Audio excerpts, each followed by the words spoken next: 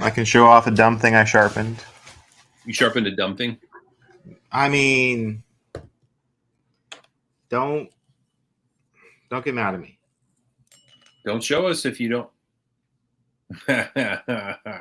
Doorstop.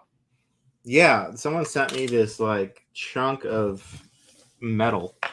Call it a chunk of metal. I guess it's metal. Since it's a customer's knife, we're going to refrain from being negging it. It's a customer's knife who's from Instagram, luckily. But it is a Medford. We have certain feelings about that, but this knife is crazy, and I put a crazy mirror on it. Pinning that thing. Pinning it. This has got to be the most fangled Medford I've ever seen. It's fangled. It's a thick boy. It's thick. It's got all these little holes on it for something to look like the moon surface, I guess. But I did give it a proper edge. I did some service. I gave it a nice edge. But I'm not buying one. I'll say that. Like the diesel dually of knives.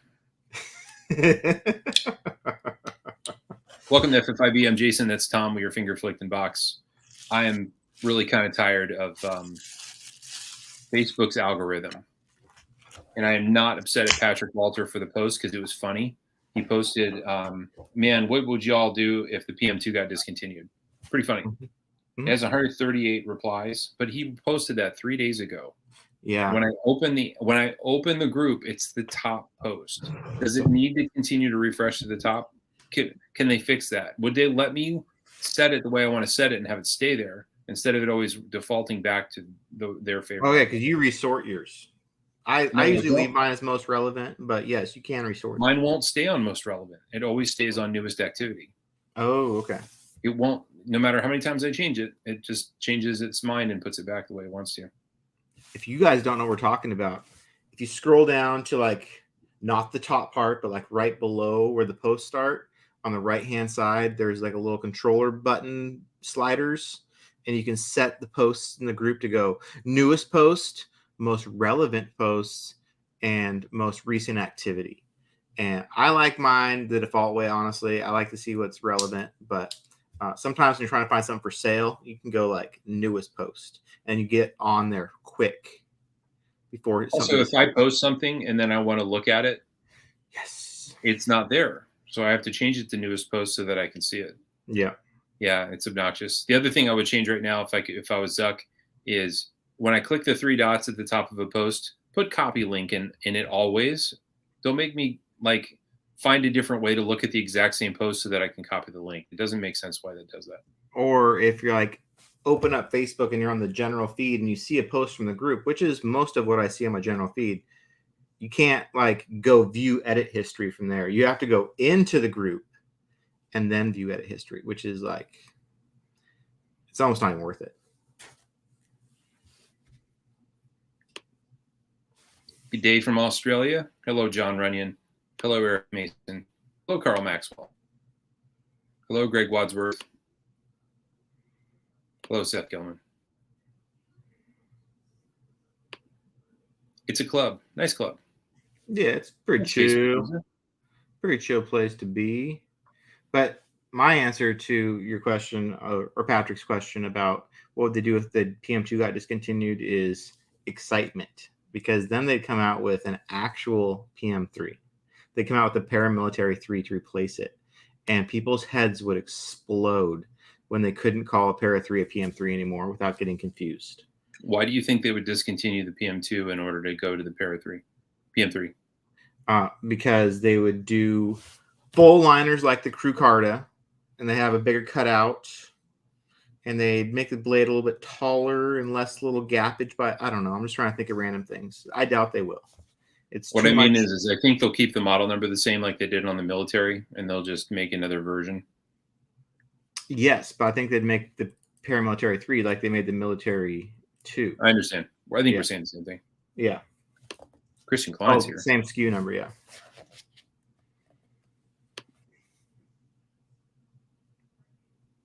Mark Maroney. Mark's been bringing it with the native posts. I know. I like those. Where did that go? It's probably good that he shows them off because they've only made 300 versions of the native, so I it is know. confusing.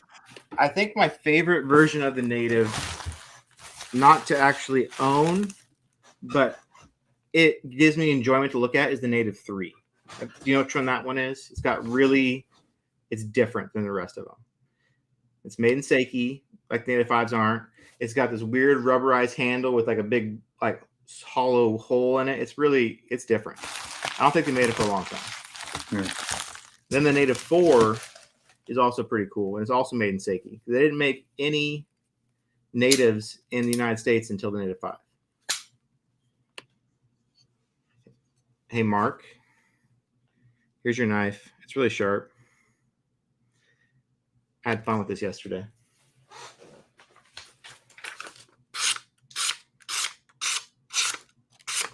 I'll resharpen it. I know it's kind of dulled it.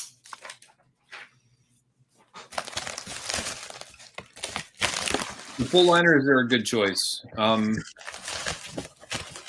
It's going to be stronger. You don't have the problem with like the G10 sometimes chips out on the side of a PM2 Para 3. That won't happen anymore. It's a good way to make it. Yeah, I like that. But they might just sneak that in as CQI changes. We don't need a backlock Para 3. We have a stretch. We need a backlock. Well, stretch is the size of a PM2, but we have a native. Just like people say they need the compression lock native, we don't need a backlock Para 3.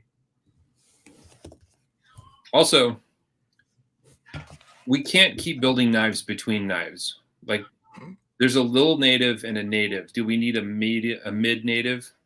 Native? I will say there needs to be something between a native chief and a native. Do we? Yes, that is a role. I mean, I wish the native chief was just the size of a native chief between this chief and a native. Like a 3.5 inch. I don't know that we need a native between the two. Like if we're interested in new models and new designs, then we keep parsing these, right? Like you think Delica and Indela, and then you know what I mean? Like we're getting all the really, really nitpicky about the in-betweens and then the variants. So yeah, but like the Indela does fit well between the Delica, which is pretty small, and the Endura, which is a joke to me.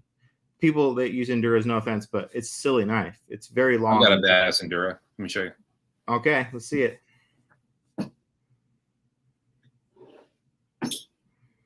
So lately, I've been going on walks late at night. I'll put my daughter to bed. Around 10, I'll go on a long walk, and it's fun because it's really dark, and nobody's out, nobody's bothering me, and it's just me and the stars and the mosquitoes, and I'm getting some good exercise, and it helps my back.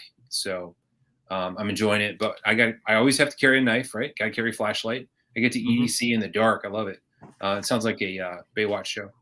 Anyway, I got me a modified Endura. This one is actually a Michael Janich modified. Okay. So it's a saber grind, and then he took the tip off of it to make it stronger and a little beefier. And it's got a signature on the side. This thing's bad to the bone. So if you ever meet Michael Janich, he's among the most intimidating people I've ever talked to. He's very kind. I'm not saying he isn't kind. He's just intimidating because the man knows how to murder people. He knows how to poke you in the naughty bits. So as I was standing there talking to him, I got nervous, and then I remembered I had one of these, and I told him about it, and he was very pleased to know that it was out there. But this was a gift from Paul Ox. Oh yes, yeah. Michael Janich, for you that don't know, Michael Janich is the designer of the Yojimbo, the stabby killing knife. So you'll notice the similarity in the tip, right? Yes. Yep. The Yojimbo, and the Yo Mini. Micro Jimbo. That's what they call me. They call me Micro Jimbo. You know, with decimals, you've got milli, and then you've got mega, and then you got giga, and you got penta, and you got, you know what I mean? Yes. You got pico. So they could do that with smaller and smaller, you know. You're right, though. Like when people complain there's not enough models of Spydercos, which is crazy, going the in between size isn't, I don't think, quelling those people's thirst. It just seems to me that if you like a 3-inch knife, you got a lot to choose from, right? There's 30 or 40 different knives you can pick from. And then if you say, yeah, but I like a Warney, it's like, okay, well, here it is. Yeah, but I like a performance steel. Okay, got that. Yeah, but I want it serrated and a Warney. Okay, you know what I mean? Like, it gets really granular with the variations. So, You know how something you got to like about the line. There's a version for you. Well, it's like if you look at the fun discontinued list that just dropped, they discontinued like 50 SKUs of things, and people won't even notice the drop in the bucket. Like, oh, they discontinued the Paisan. That one made me laugh a little bit. But they discontinued like the entire bird line. They discontinued a bunch of K390 stuff. But I was looking at like all the variations of like, it's a salt serrated, it's a salt serrated this side. It's like they have a lot. There's a lot of things. Yeah. That list is earlier this year than it usually is. Usually it comes out in like November, I think. So they've just been wheeling and dealing with these blowout sales all summer. First they got the MAP holiday, then they have the second sale, and now they're doing the discontinued sale. And they'll have another second sale. Yeah, they will have another second sale. We'll say the best thing that got discontinued, in my opinion, is the Delica K390 Warrenclyffe. Is the only knife on there that I almost pulled the trigger on. I have a Knife Center gift certificate. I didn't want to like cash it in for only the $20 value. I was going to hold that for the $50 card, but I almost got a Delica K390 on Knife Center. Then it luckily sold out almost immediately because it's the best knife that was on the list. So I didn't have to make that decision. So I was like, I was saved by myself. I think I want a police K390 so I can play Highlander. I do want a police K390. Remember that movie? That also got discontinued, I'm pretty sure. I think most of the K390s go? All the like the Delica K390 is still, like the plain one, still is on existence. Yeah. But all like the random variants. There's serrated K390 Enduros and serrated K390 Police, I think. I think there is that, yes. That knife will never go dull. You can do any amount of logging you want with that knife. So, yeah, the Police is wild. It's 4 1/4 long, Tom. Yeah. I believe that was model number 5, like the 5th knife they ever made. And it's funny because their knives were little, and then along comes that one. Yeah. When I watch Janich on YouTube, I feel like he's staring through the camera and into my soul. He is. He's actually listening now. The first time I met Michael Janich, it was at Blade Show West in 2019, I think. And I was all proud. I went to the show, and like the Glaciers weren't at the booth. So I'm like, I'm just going to talk to whoever's at the Spyderco booth. And I'm like, hi, I'm Tom. I collect so many Spydercos. Like, I keep you guys in business, basically. I got all these PM2s. He did not care. And I was like, got nothing. Blank stare, bald, shiny head, just okay. I think his resting pulse rate's probably like 38. The Subvert makes me more sad than the Watsu. The Watsu's cool, but the Subvert, I'm hoping that maybe we'll see the Mini. To be fair, they kind of had to discontinue the Subvert after they dropped this guy, because now this normal one's like always going to be like, yeah, for the same price as these were on sale for, you can have the orange one when you could have had the cooler carbon fiber one. I don't know. I think they'll replace it with something. I wasn't sad to see the Paisan go. Wasn't sad. I know that was when the Paisan first came out a few years ago. People were pretty not jazzed about its price point, and it was like several $100s cheaper than it is now. So this new last time they ran a run of them, and people just jumping on them and selling them out, was really surprising to me. It definitely gained a following, but I don't think they fixed anything on it. That felt wrong.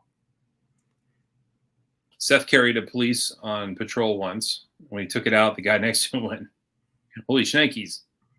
Yeah, that's knife is big enough to scare. Yeah. So, yep, that's a rough one. Yeah, the mini subvert was pretty rad. It's only been a prototype for like 4 years too. Yeah.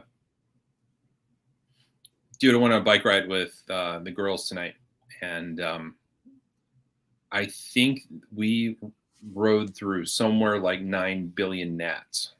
Oh, The okay. gnats were big, and they just kept slapping us in the face. And I looked down at my shirt at one point, and I had 50 of them stuck to me. We get home, and all of us are like, my head itches. Like, yeah, probably full of gnats in her hair. It was Charlotte got one almost in her eye, but not completely. Thank God, because it would have been pretty rough trying to get that out on the side of the road while she's freaking out. Yeah.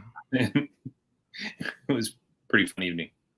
The one of the deciding moments when I decided I didn't like owning a motorcycle was riding along this lake in the evening and going through a bug swarm. I got home, my bike was disgusting, but I couldn't see through my visor very well for the whole drive home because it was just splatters. I'm like, oh, this kind of sucks balls. It wasn't cool. Enduro is not dumb, and the subvert is not completely reasonable. So I don't agree with your point. The subvert's hilarious, and it's absurd, and it's enormous, and it's fun, but it's I don't know. Enduro is a great knife. It's a fine knife. I don't own any because it's just so big for a daily carry knife. I know like Greg Bartram's probably all up in the comments just going crazy because that's what he carries all the time. Yep. It's got a purpose. I just don't ever need that much blade. And see, Tom doesn't carry a subvert either. So I just play with my subvert. It's just silly.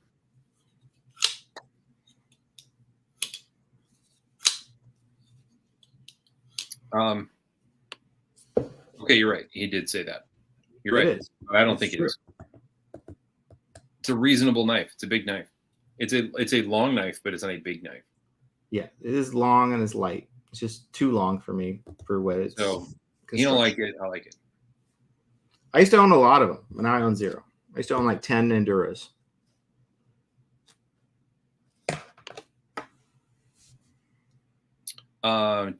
John bought his Payson for $520 when they first came out.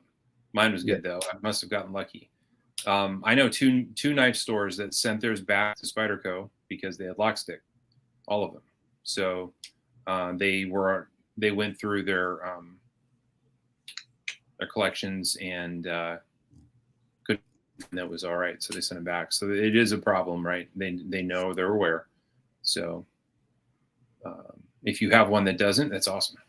It's very awesome because it's fun. Its action is unlike any other Spyderco I've handled. It's a good way to lose a finger because that heavy ass blade does fly shut. Tom likes 3-inchers. That's no lie. He likes the Para 3. He likes the native. I like Para 3. I like the native. I like Roosevelt. Yeah.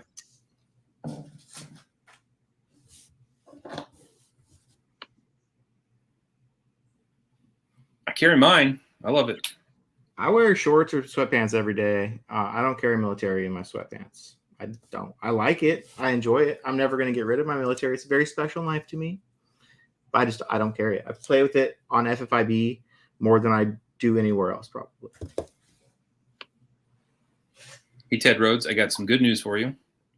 We have Eric Lesser on camera saying that we will be seeing Rex 121 on the Sage 5 platform. That's true. And I would guess they're going to put it on the lightweight. So you're going to have a compression lock Rex 121 in that blade shape. It's going to be amazing. Well, they did discontinue the CF one. That's also on the discontinued list. The plain Sage is gone. Yeah. It's just lightweight now. I would like them to stop calling it the lightweight because it's not really lightweight because it has liners. Yeah, but it's light in weight. It's just it's the FRN scales.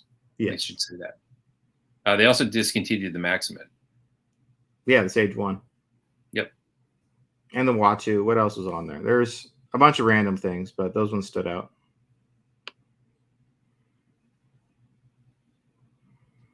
Yeah. Monster knife.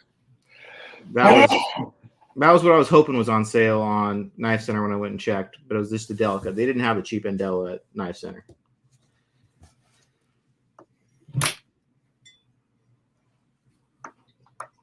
Oh, Tom, I've been anodizing a knife, and I'm just in hell, literal hell. Not really. I can't. My etch isn't working. So the etch is etch is the acid that you dip it in. Mm-hmm.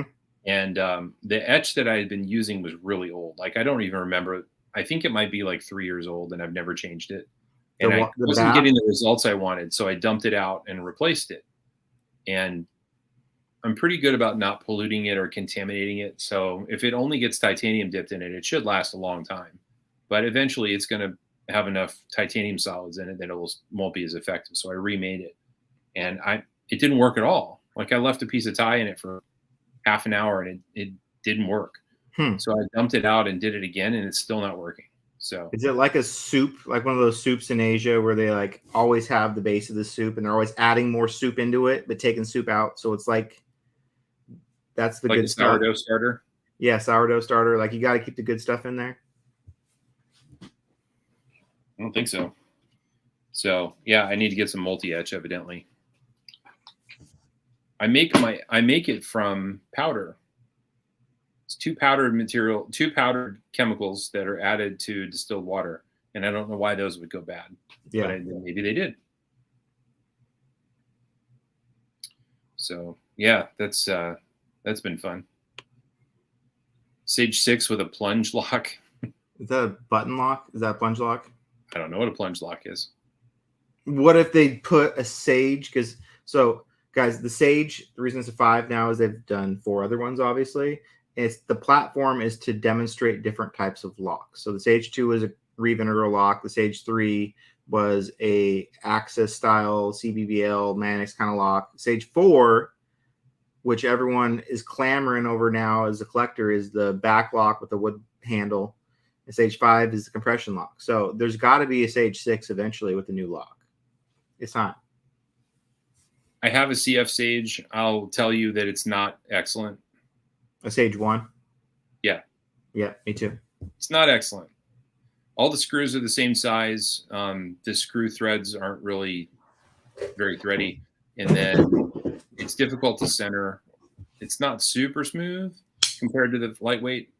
So the carbon fiber is laminated, so it has a very rough texture to it on the surface. Yeah, just not my favorite knife. No, this is my wedding knife. This at one point was not only the nicest Spyderco that I owned, but it was the nicest Spyderco made when I got married. So this was definitely that. So they've come a ways. Go for the FRN model. Careful down there, buddy.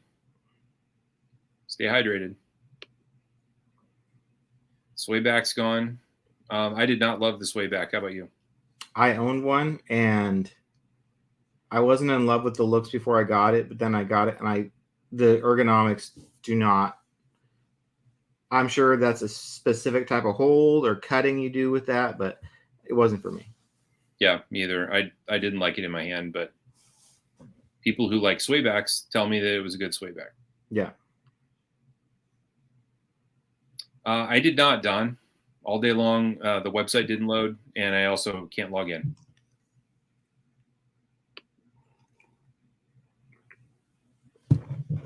Am I super sure that's a piece of tie? You're anodizing. I'm super sure. Was it a Bowie? It is a Bowie. Those are made titanium.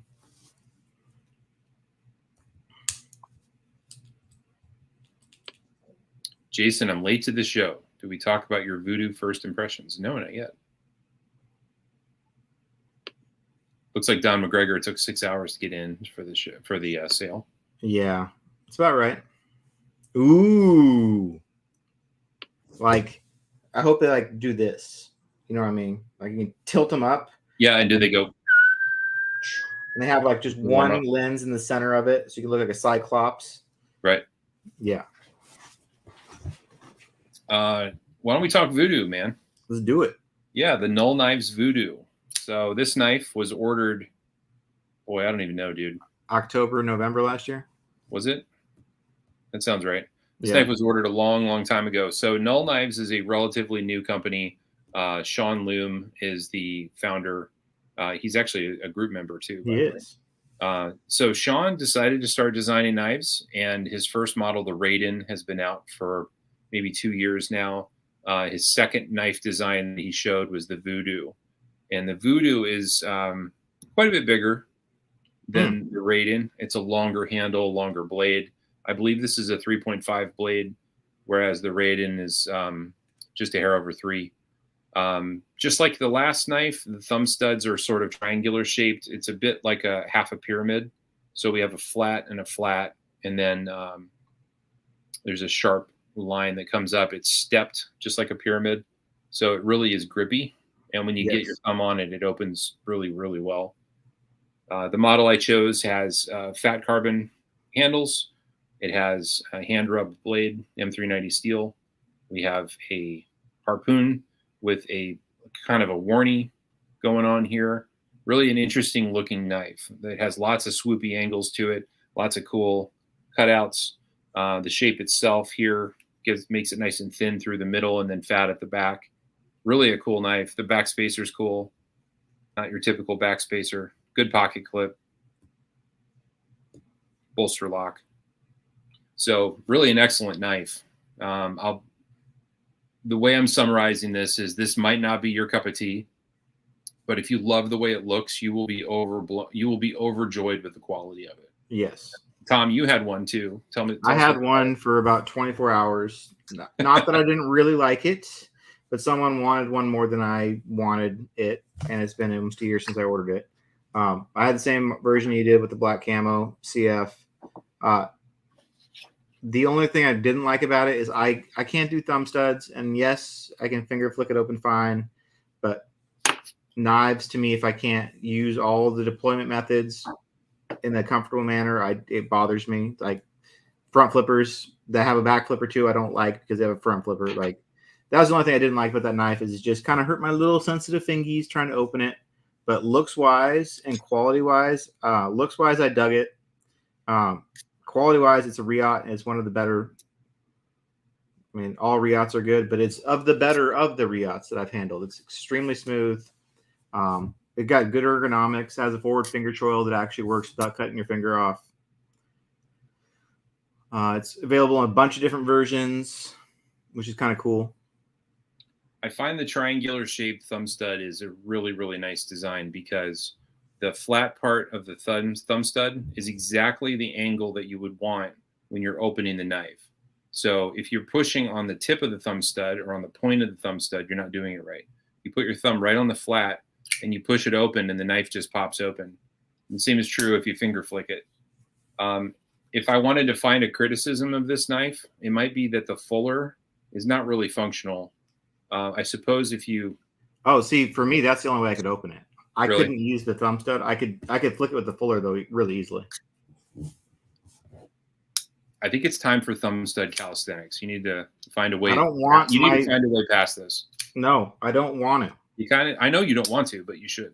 I don't want my fingers to be messed up. I don't like. Think about how proud you would be when you cross that finish line and you can go, "I did it. I achieved it.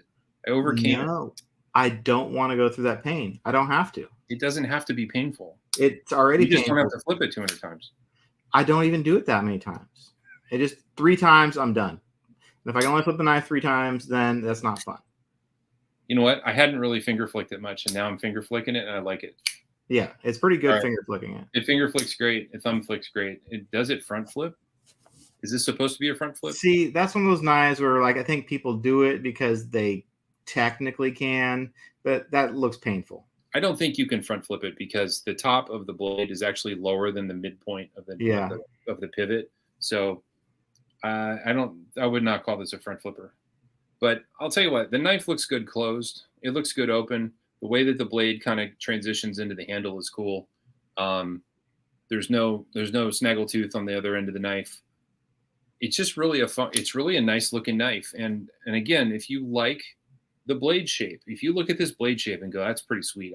I like that it's different. You're going to love it because there is no bad part about the construction of the assembly of the knife. So I don't remember what the pricing was on these. I'm pretty sure that version I think was $395, and the micarta the base versions model was were like $349, right? the base model was like $350. I also purchased the upgrade Oh, Timascus you kit. did? Yeah, I'm kind of a place where if you're going to get the thing that goes with it. You know what I mean? Yeah. So this has a backspacer. It has a clip. It also has thumb studs, which is pretty sweet. Ooh, interesting. I think instead of the thumb studs, I would rather have pivot Collar. Yeah, if the pivots were, that would be Interesting. pretty sweet. Yeah.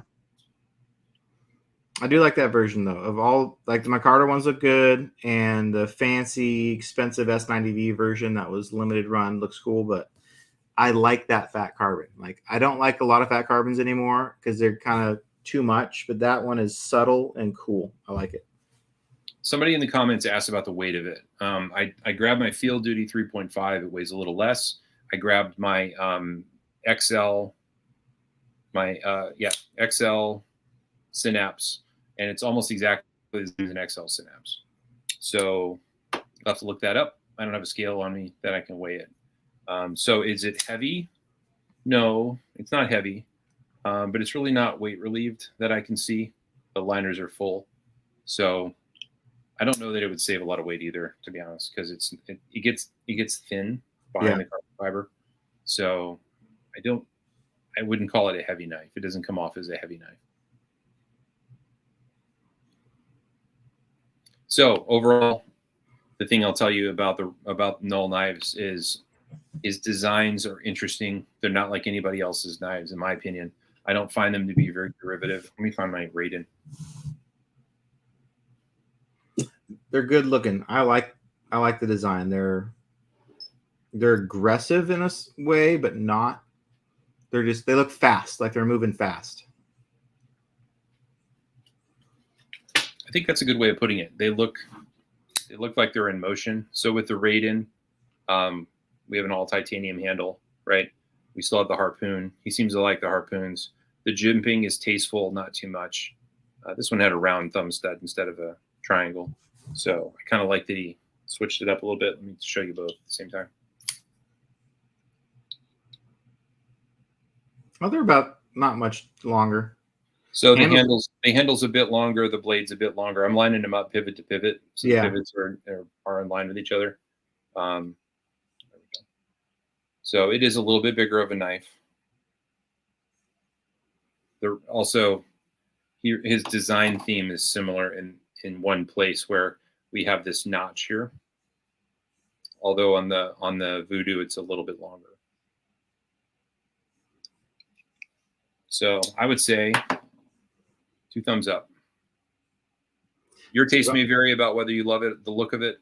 You know, I remember Nick Shabazz reviewed his prototype version and wasn't very complimentary. He kept saying things like "it is what it is," and he was critical of the pre-order concept. I don't know why he felt like he had to make a stand in this video about the pre-order concept, but he did. I respect his opinion. I respect his point of view, but a lot of companies are doing pre-order when you're small and you're just starting. I don't love it. I'd rather not have to pre-order, but I understand it, right? And it's my choice whether or not to pre-order. But it is funny how like his I don't know, he does that often. I feel like he just gets in a mood in one video. Like his Para 3 video from a long time ago was fairly negative. His opinions trickle through the community in mass, and they stick around. So you need to be careful what he says, because it really does rub off on people. I don't know that he isn't careful. No, he's not that he's reckless, but sometimes he just gets something stuck in his craw. Yeah, sometimes he really drills into a point, I guess. Yeah. Yeah, I think he spent 16 minutes. I clocked it. He spent something like 16 minutes talking about pre-order. It was a lot.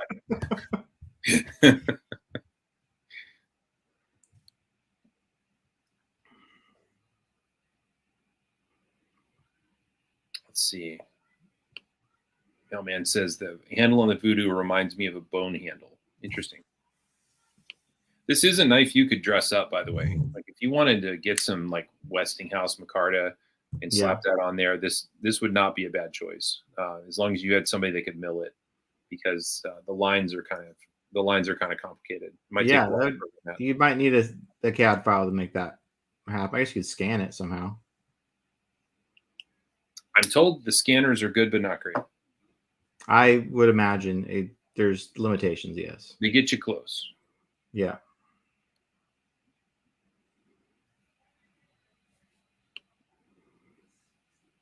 He dings Spartaco for not having a sharpening choil. Sometimes it works on the design and sometimes it doesn't.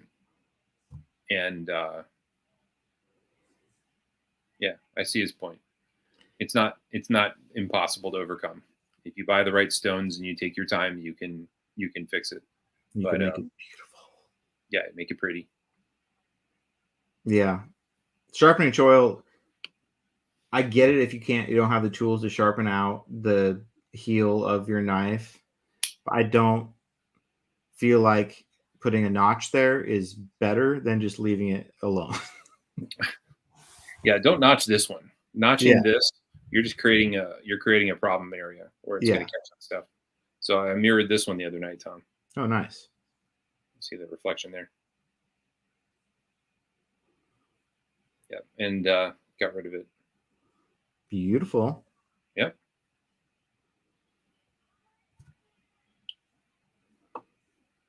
Man, it feels like we've been talking a long time. It's only been 36 minutes.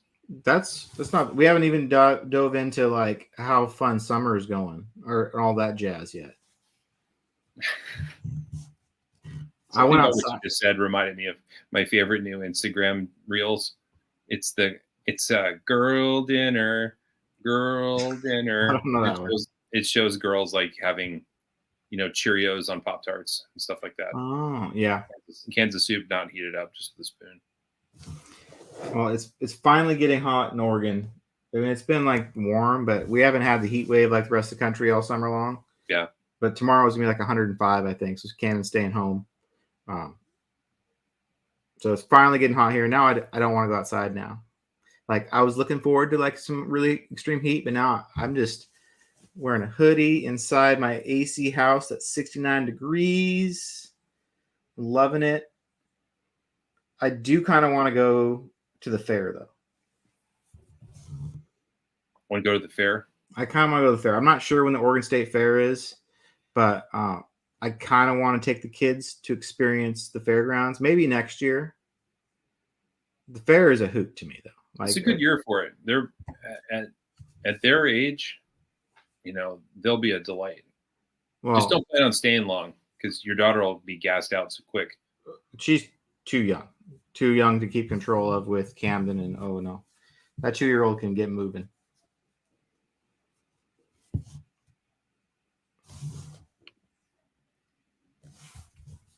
Pretty toasty in Eastern Washington. I got you, Christian. I understand. Yeah. It's like somebody bought some Gunny Glow. Yeah, Gunny Glow. Oh, nice. Remove stains from your carpet. Remove stains from your shirt. Take pencil lead off of the wall. My daughter had acrylic paint all over her desk, and it took that off. Clean your blades. That's all I haven't experimented with everywhere. I just keep it here, and it's almost I like more than halfway empty. Just cleaning blades with the stuff. It's insanely good on glasses and sunglasses, Tom. It's good on computer screens. It's good on phones. Phones get slimy after a while. Not mine. They get face slime. Pristine. See the face slime on there? Yeah. Yeah. Wipes that off. What else? It'll remove Sharpie. That's the big one for me. Hand sanitizer works better, but it works on that. No, makes sense. It cleans stones when you're sharpening. It kind of cleans everything, guys. I told Scott he should buy a green bottle and label it boat cleaner. And then he should buy a blue bottle and call it window cleaner. And then he should buy a white bottle and call it automotive detailing liquid. and just put the same thing in each one because it would be marketable that way. And he Yeah. looked at me like, no, I want to create an all-in-one, all-purpose cleaner that cleans everything. And I was like, I know it does that, but people can't wrap their minds around that. When you tell them it cleans everything, they don't know what you mean by that. And then write in giant letters, cleans everything across the front of it. Cleans everything. Clean yo shit. It should say that right on the bottom. Yeah. I'll have to write Scott and tell him. Will it take stab marks out of a tree? A lot of tree jokes lately. Pretty thick with tree jokes. There is a lot of tree commentary. I don't know that anything can heal that tree. Emotionally or physically. Time will tell. Yeah. Do you know what a pileated woodpecker is, Tom? Do you have those in Oregon? No. No? Is that like Woody the Woodpecker? It's a woodpecker about the size of a large cat. Ew. I don't Maybe like this. taller. And when they're in the woods, you know it because they make a racket that sounds like a muffled machine gun when they're going at it on a tree. And if you're anywhere near them while they're hammering on a dead tree, like it's sawdust flying off the tree because their head is big and they've got a giant beak. It's super sharp, and they just beat the crap out of the tree. You'll watch like the whole thing just dissolve. So that might be Victor Medina's new His spirit animal. Yeah, it could be a woodpecker. His Patronus. Right. His Patronus. Expecto Patronus. He summons it. Right. Right. Frank Bishop's here. Frank's just throwing out his handle. He's from Albany. What's up, Frank? Thanks for watching.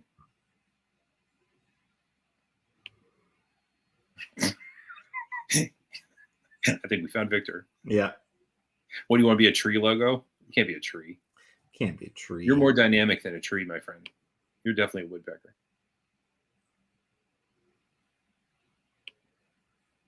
That's right, John.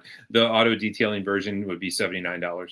Yeah, because those boys in that industry know how to spend money. We're like, in our little knife hobby, people like skimping and scraping little stuff, but car people just blow money on all sorts of stuff.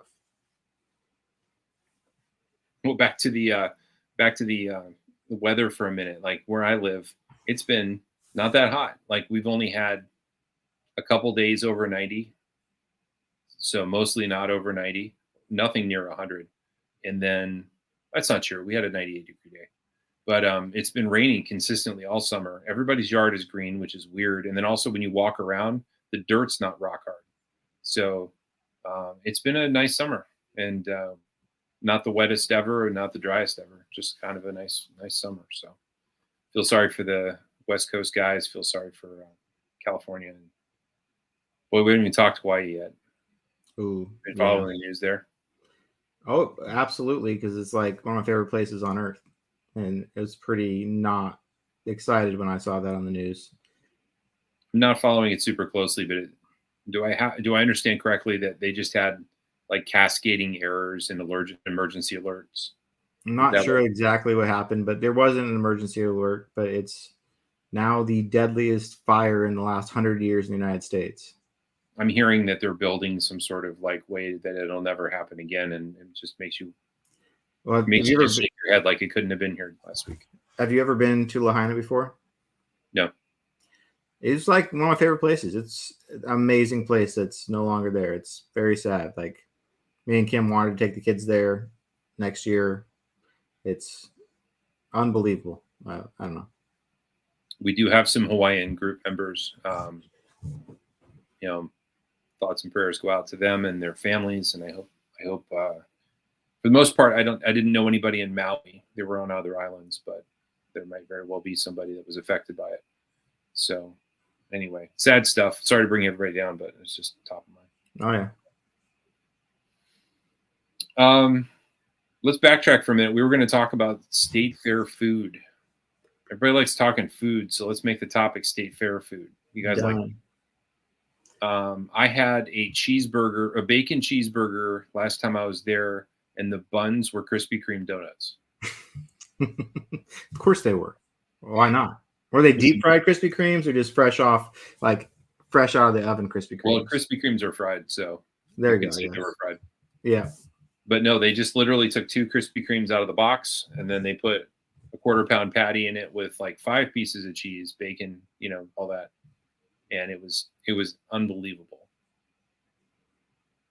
Somehow it had less sugar than an actual McDonald's bun, though. Well, I don't get too deep. I never experimented too deep, but I've always been really curious about all the fried, like Snickers fried bars and all that, fried Twinkies and all that shenanigans. Yeah, there's lots of just decadent stuff, man. And I always go for an elephant ear. Yeah, that I can get down. I can get down on an elephant ear. And I gotta go elephant ear over funnel cake. What say you? I don't know that I can put my finger on if I've eaten a funnel cake. It looks like a big pile of shoelaces, and it's fried. Basically, it's like pancake batter, and Okay. they use a squeeze bottle and they just go into the oil. I like elephant ears. That's fun. You feel like you're eating an elephant's ear. That's the best part. I just fantasize like this could be real elephant ear. Oh my god. Yeah. Yeah, fried Oreos, fried Coca-Cola. We're seeing some crazy crap in here. Deep fried Twinkies. That'd be good. I could just really honestly, sounds great. A freaking corn dog. A really good corn dog with a really good hot dog inside of it. Some really tasty batter and ketchup all over it, Jason. Ketchup. Slather that red goodness all over it. Just ketchup, ketchup, ketchup. Trying to think what else I had last time I was there. The way to do it, by the way, is not to order these things for yourself. You want to be with 4 or 5 people, because then you can order 4 or 5 times as much food and everybody shares it. So you order the thing, you all devour it, and then you go order another thing and you tear that apart, and then you go get another thing. That's the way to go. Yeah. Now I might have to go because like my memories of going to the fair as a kid, I had no money. So I was like getting all my bring your canned foods in and get your discounted membership with the wristband to go on all the rides. I was just concentrating on the rides.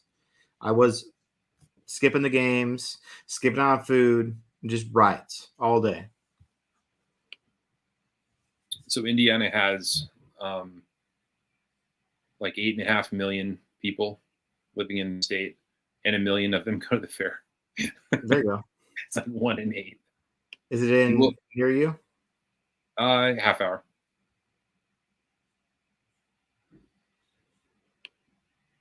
I missed Pints in the Park in Munster yesterday. Oh, man. Hey, Don, what's up with Three Floyds Brewing, and why are they so weird?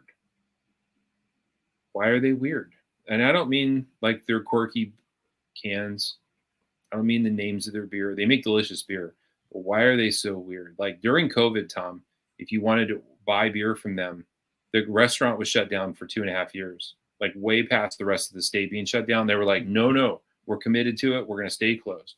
But if you wanted to buy beer, you couldn't go inside and buy it and carry it out, no matter how many masks you wore. You had to order it on the app and then wait by the curb, and then they'd bring it to you. But weirder than that, they built a distillery about the size of a basketball gymnasium next to the restaurant, next to the brewing. And they never turned it on. They never used it. And it was just like, why would you throw that money into that and then not use it? It's very weird. To the best of my knowledge, they never actually turned it on. There you go. Now, is it still there? Obviously. I think so. Future. They make some super famous beers. They make something called the Dark Lord Imperial Stout, and you can only buy it on Dark Lord Day. So 1 day a year you can buy it. You can only buy 2 bottles of it. And then that's one thing I don't miss about drinking is all the ridiculous craft brew thing. That's one thing I don't miss about drinking anymore is going to the brewery and like, do you want the double gut punch IPA or the kick you in the asshole IPA or what other thing it tastes like you're eating your drink? We got the sour cream and salsa pork pie, Imperial Stout with. We got the sour berry, sour yeast bomb. Does everything have to have cocoa nibs? No.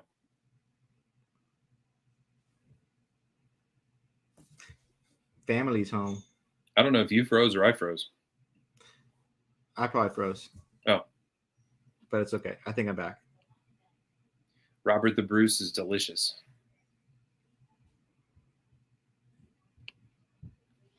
Yeah, it's not hard.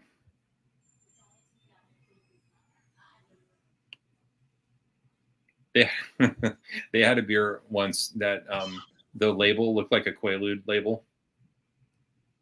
Okay. The Quaalude that was the sleeping pill, right?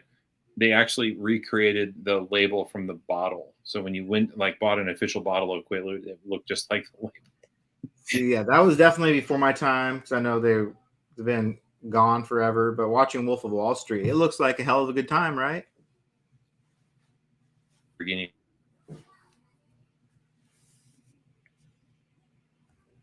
Well, you probably need to go. It's just showed up. Should we wrap it up here, or you want to keep going? They were not supposed to be home yet. They just got the "Be Quiet, Daddy's" on Facebook from Mom. Well, they're not supposed to be here, but they are. Well, they got home early, and that's fine. They have to be quiet. All right. That's the rule. That's the rule. No, I took my daughter to lunch today with Ted. We went to my favorite burger place again, and I've never really taken her like out to eat, just me by myself with her by herself, and I was shocked how well behaved she was. She sat there and just like a little adorable cutie, just eating French fries and chicken nuggets, not kicking and screaming, didn't make any noise. When I ordered, she sat there and held my hand. She's pretty damn cute. She's going to daycare pretty soon, so I'm going to get some more daddy-daughter time in before she starts taking off on me all day. Yep. Yeah, they're pretty cute at that age. Sometimes they're just adorable, and sometimes less so. Any upcoming dad advice? Oh, that's right. Mr. Mac there's going to be a young baby Mac. Baby Mac. I like that. A little Mac. Yeah, I got a lot. Let's see. To start with, be prepared for the possibility that your wife won't just bounce back. She's probably going to need you to do a lot, and be ready for that. Anticipate that she might very well need a little extra time in order to get back to 100%. So be ready for that. I know that was true in my house. So call in reinforcements if you can. Have a plan B, have a plan C. If you have relatives nearby, come up with something, in the event you need help, have it ready. I don't know what the military's rules on paternity leave are, but use every second of paternity leave that you are allotted because it's important. It's an important time. It's also a really great excuse to not do anything and connect with your kids when they're just little babies. So I couldn't imagine having not taken off 3 months for both the kids. Like I know that's most people are like, I take off 2 weeks or a week or whatever. If you can, and you have the ability to take off as much time as you can to spend with your kids when they're tiny. Because like Jason said, it's a good, you're going to be very frazzled from the minute she goes into labor for months and months. It's going to be a big life change. So try not to have a lot else going on. Dan has 8 children, so he's uniquely qualified to give you lots of different advice. There's my children. John Scarborough says, you transition to solid food early so the kid can sleep through the night sooner. My daughter was sleeping through the night maybe 6 weeks in. We found it was not that hard to do it. It's all about schedule. That's what we found. You have to have a super rigid schedule if you want them to sleep well. And that means your personal life is going to take a hit, but it's definitely better to have a happy baby than it is to have last minute dinner plans with your bros. Right. So we found a pretty steady schedule is important. Putting them to bed at the same time every night, having a schedule on the bottles so that you're always delivering them on time. That helps a lot. Just being consistent because they don't understand inconsistency. Buy lots of good onesies with zippers that are easy to change diapers. Don't get onesies that have like 80 snap buttons on them, because those you'll just leave the little kid in their shit because you're like, I'm not changing that. I don't want to deal with taking off all the snaps. That was like, get into it, get something good with the zipper. Kenzie still wears them. I don't remember what they're called now, but they make something called a sleep. Oh, it's a sleep sack swaddle. Yeah. And you put your kid in it, and they pins their arms down, and then their feet can kick, and they zip into it like a sleeping bag. Those sleep sack swaddles are amazing because you don't have to worry about your child rolling around. They're comfortable in it. They're warm. It's soothing to them. Those work really well. And then lastly, this is probably the most important one. Your child only needs 3 things. They're either tired, or they're hungry, or they need their diaper changed. That's it. So do a check down. Like you're on your airplane and you're getting ready to take off, do a check down. If the child literally just had the bottle, then they're not hungry. If they're still upset, either they need to poop, or they need to burp, or they need a nap, right? So do the burp first and then check for poop and then put them down for a nap. That's it. Like it's one of 3 things. That's all.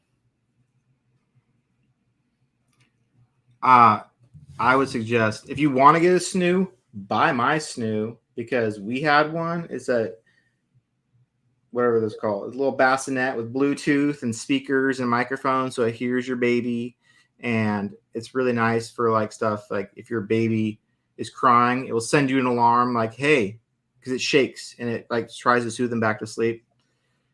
All that stuff was good and fine, but the added technology aspect of all these new baby things, like everything has to be connected to a phone on Wi-Fi and Bluetooth. We're talking knives and babies. Yeah. And stay careful. You want a snoo? I'll sell you my snoo, but I got a little bit overloaded with technology, like our white noise machine that you can't turn on without your phone. It's like, just want a button. I just want a button. Don't let the baby sleep in your room. Put the baby in the nursery. It'll be okay. You'll hear it crying down the hall. It'll be all right. Once you, it's only hard the first night. So don't fall into that pattern, because next thing you know, no one's sleeping. Everyone's mad. Everyone's raw nerve all the time. Ooh, so get a really good recliner for the nursery that you can sit in and fall asleep in while you feed the baby. We have like the nicest piece of furniture in this house is in the baby's room. And that was a great place to sit down and feed the kids and all that jazz. Get them in routines early. Hey, Facebook user, what would you like to talk about? Is there a knife? Is there a knife thing going on in your world that you want to share with us? Talk to us. Yeah. Oh, by the way, Jason is a wonderful name for a son.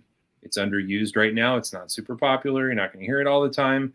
You know, you can't swing a dead cat at a baseball game without hearing the Jacobs, right? There's lots of Jacobs running around. There's lots of Tanners. There's lots of Hunters. There's lots of, the same kind of names everywhere. So Jason, it's a solid name. Yeah, do it. Tom, no. I want to keep my name as few Toms as possible. So don't even think about using my name. I asked my 17-year-old niece the other day if she knew any Jennifers at her school. She has 5,000 kids at her school. Yeah. Do you know any Jennifers at your school? She goes, no.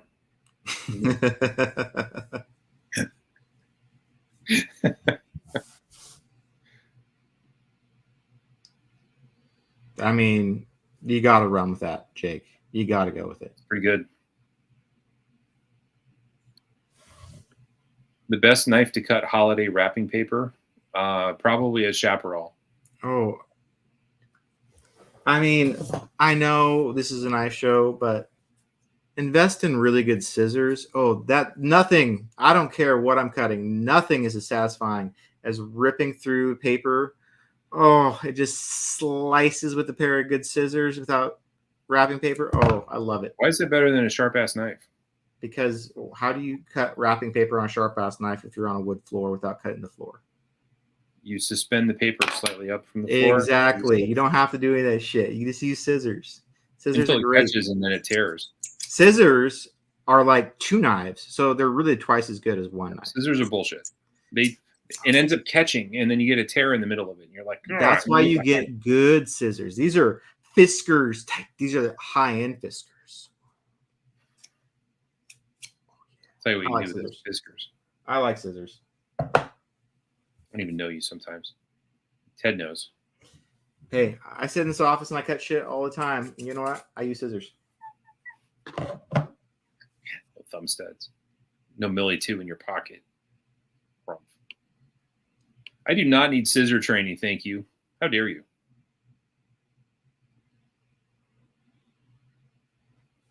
Ooh.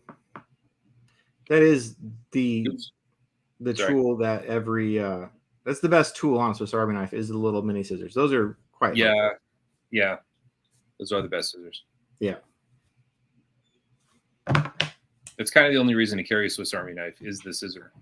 Well, and those little white dot things at the end you can pull out with the little mini pinchers and a little toothpick.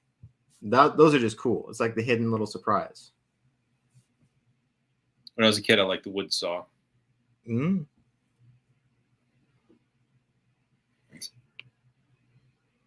No, Dan.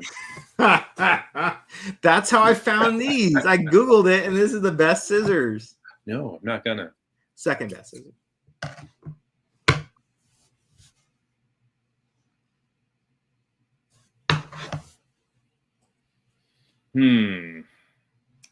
I can't think of anything else going on. The second sale came and went. Everybody seemed to get some stuff. Happy for everybody that got something.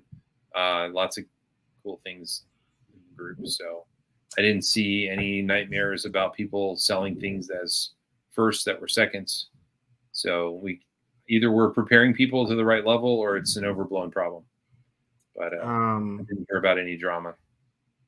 The only exclusive I'm aware of that's coming out, there's a Blade HQ M4 Endura that just dropped. So if you like the Endura, I'm not saying you can't. There's a new one. It's $103. And then River's Edge Cutlery is dropping something tomorrow, I believe, or talking about. I honestly have no idea what it is. So that's about the only exclusives I'm aware of at the moment. So I feel like we're due for a big, like, mad rush of new things because it's been a little bit since there's been like a churning through of exclusives. I'm gonna say something. Spyderco does M4 really fucking well. Their M4 is amazing. Yeah, it's super sharp. It's awesome for cutting. It's tough. I've never seen a cracked M4. Never seen a chipped out M4 unless somebody dropped it or threw it. Like, it's a really, really good steal. And for $139, an M4 Endura is a sweet knife. So I would definitely recommend it. Since I don't work at Rec anymore, I don't care what they're dropping. Can you talk to vouchers versus vouchers? So a voucher is a piece of paper that you use to claim something. So like a food voucher. Yeah, like you're at a hotel and you want breakfast in the morning, they give you a voucher to go get breakfast. That's a voucher. But if you want somebody to speak to your moral character or your integrity, that's a vouch. It's a voucher. So we're seeking vouchers. By the way, there's two words. There's sell and sale. They're not interchangeable. Okay? One's a verb. One's a noun. I held my tongue the other day on a post when someone says, someone had the sailboat sign me a pair of scales. And I'm like, do you want them to sell you it or sail you it? They want you to bring it to you on a boat. When I was like, is it for sale or does someone want to? Then I was like, wait, maybe they mean ship. Like they want you to ship them something. I was like, I'm lost. It could be anything. Yep. I watched a video with Laren Thomas on YouTube yesterday, and the host from Buck Knives was interviewing Laren about steel, and he said something. He said something about Laren being having like he has a reputation that's been well earned, right? Like he's an important person, and he's educated in this, and this is literally his career and his profession. he's qualified to speak to these things, and he used utterly the wrong word. It sounded kind of like the word he was supposed to use. But the editors didn't catch it. And when he caught it, they just left it in. I was just like, all right.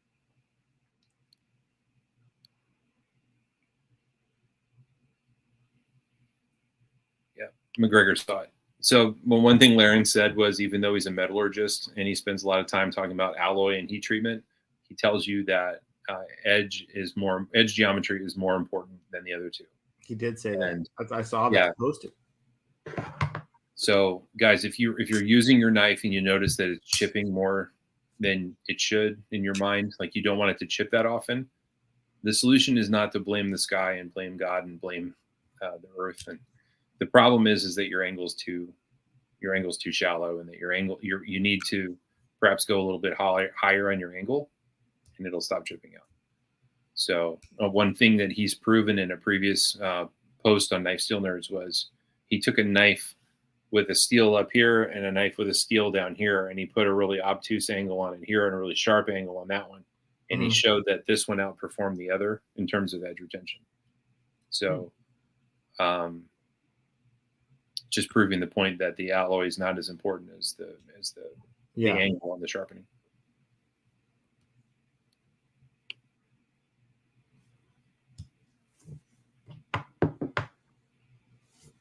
What else I got around here? That's about it. Did some sharpening for my own knives this week. Good. Put a 400 grit edge on this, which is very fun to cut paper with. And so I saw someone post on the group today, they were looking at buying half-stone stones, and they were only going to buy the 150 and 400, and I was all for it. If you can strop, you can get away with having just 2 stones if you really want to. I mean, really, for most purposes, the 150 and 400 is going to leave you with a phenomenal edge.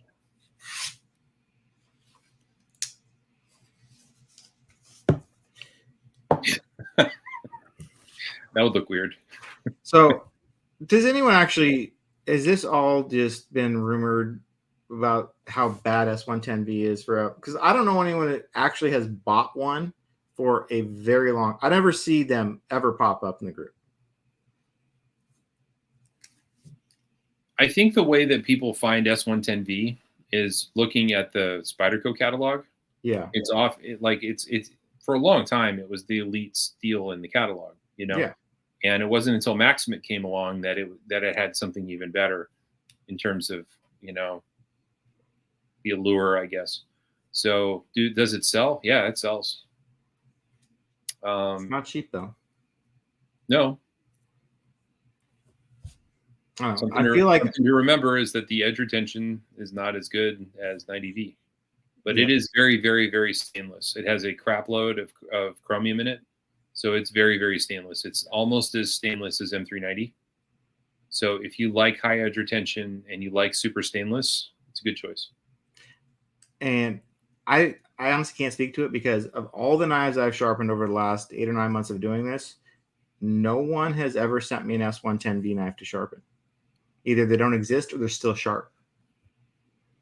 I think we've had an avalanche of exclusives that are probably taking a lot of the money out of the wallet compared to the 110V. Yeah. I just wonder if like the S110V went a better color route, if it'd be better respected. My biggest complaint with the 110V is the blue G10. It's really kind of peculiar. It's different than all the other G10. It seems like it's a different type of material because it's like almost semi-translucent. Yeah. And it's you cannot clean it. So it tends to look dingy quicker. It looks like dust has settled on it just right out of the box. Yeah. Yeah, it looks dusty, maybe. Yeah. So that's kind of weird. And I know a lot of people, I'm seeing a lot of bubbas in the group that don't like anything purple or close to purple or adjacent to purple. And when it's called blurple, they get mad. Yeah.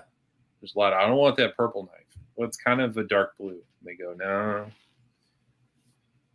Anyway, I like the color. Color's cool.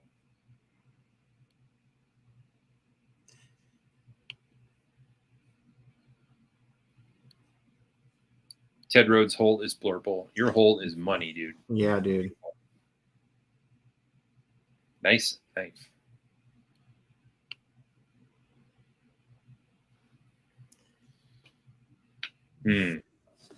That's it for now, man. I think so. I got nothing. Makers Syndicate's coming up. I can't wait. It's probably about a month away. I'm looking forward to that one. If you haven't already, tell your significant other the next June you're going to Blade Show. As a reminder. Yeah, first week of June. Got Blade Show. Sneaking up on us. It's almost here, guys. It's like 10 months away. Don't miss it. I'm warning you now. Hey, this year I want to go outside and watch those dudes do the competition where they cut the rope and then cut the tennis ball and then hit a home run and then dig a trench. I want to watch that. I watched it this year. It was so freaking hot there though that we only stayed for like 3 or 4 competitors. It's pretty fun though. It's pretty fun. Yep, I want to see it. Looks killer. All right, everybody. Thanks for watching. Dan Tan's going to be at Blade Show. Yeah, he is. He's signing autographs in his Spidey costume. Hope you guys have a nice evening. Thanks for watching. We'll catch you next week. That's Tom. I'm Jason. Have a good night. Bye. Bye. Bye.